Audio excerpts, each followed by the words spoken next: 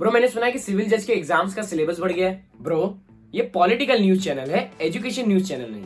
Okay अरे मैं भी तो पॉलिटिकली बात कर रहा हूँ। अभी विंटर सेशन में जो बिल्स पास हुए हैं मैं उनके बारे में बात कर रहा हूँ, सिंपल। हाँ तो ऐसा बोलना। अरे लेकिन इसी वजह से तो आने वाले सिविल जज की एग्जाम्स का सिलेबस बढ़ गया है।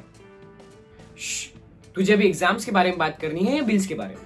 बिल्स के बारे में, ठीक है फिर देख। राज्यसभा में 3 क्रिमिनल लॉ बिल, भारतीय न्याय संहिता, भारतीय न्याय सुरक्षा संहिता और भारतीय साक्ष्य बिल इस सत्र में पास हो गए हैं। इससे पहले ये तीनों बिल लोकसभा में ऑलरेडी पास किए जा चुके हैं। अब राष्ट्रपति की मोहर लगते ही ये तीनों बिल्स कानून बन चुके हैं।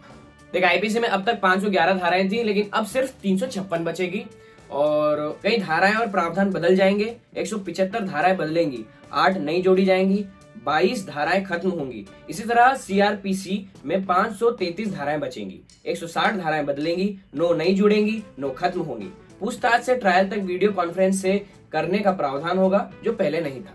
और क्या क्या बदलाव हुए हैं भाई? ऐसे तो कई बदलाव हुए हैं, डिटेल में बताने बैठूंगा ना तो एनिमल मूवी से भी लंबी अपनी वीडियो बन जाएगी। ठीक है तो फिर इनके हाईलाइट्स बता दे सर। ठीक है देख, अमित शाह जी ने बताया है कि पहले रेप की धारा 375, 376 होती थी और अब जहां से अपराध शुरू होता है धारा 63 और धारा 69 में रेप को रखा गया है। गैंग रेप को भी आगे रखा गया है और बच्चों के खिलाफ अपराध को भी आगे लाया गया है। मर्डर की धारा 302 हुआ करती थी, जो अब 301 है और गैंग रेप के आरोपी को 20 साल तक की सजा या जब तक जिंदा है तब तक जेल में सड़ने की सजा है। मॉब लिंचिंग के अपराध में अब फांसी की सजा का प्रावधान है, जिसमें बिल में पुलिस के लिए खास दिशा निर्देश दिए हैं। इसके मुताबिक घटना के बाद 3 दिन के अंदर एफआईआर दर्ज करनी होगी और 14 दिन के अंदर प्रारंभिक जांच होनी चाहिए।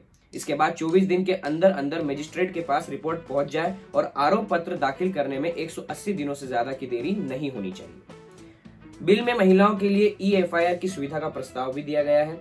जो महिलाएं शिकायत दर्ज कराने के लिए पुलिस स्टेशन नहीं जाना चाहती, उनके लिए ई एफआईआर की सुविधा उपलब्ध होगी और 24 घंटे के अंदर पुलिस खुद उनके पास पहुंच जाएगी। ये एक बहुत बड़ा और महत्वपूर्ण बदलाव है भाई, जो सिर्फ कानून में नहीं बल्कि सरकार का आतंकवाद के प्रति रवैये में है। इस नए प्रावधान से भारत में कानूनी प्रक्रिया से बचकर भागने वाले भगोड़ों पर उनकी अनुपस्थिति पर भी कार्रवाई चल सकती है।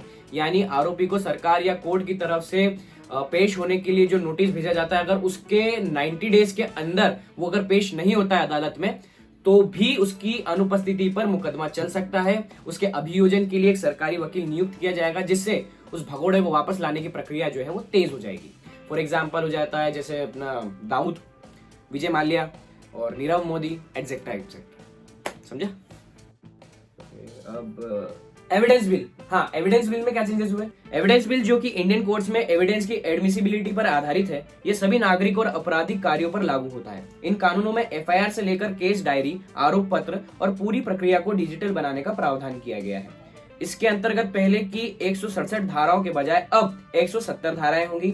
24 धाराओं में बदलाव किए गए हैं। इसी बिल के अंतर्गत एक नई चीज ऐड हुई है, वो ये है कि अब जब भी पुलिस किसी के घर में छापा या तलाशी लेने जाएगी तो उस इन्वेस्टिगेशन की वीडियो फुटेज बनाई जाएगी ताकि कोई मिस हैपनिंग ना हो। और क्या बड़ी हाइलाइट्स हैं इन बिल्स को लेकर?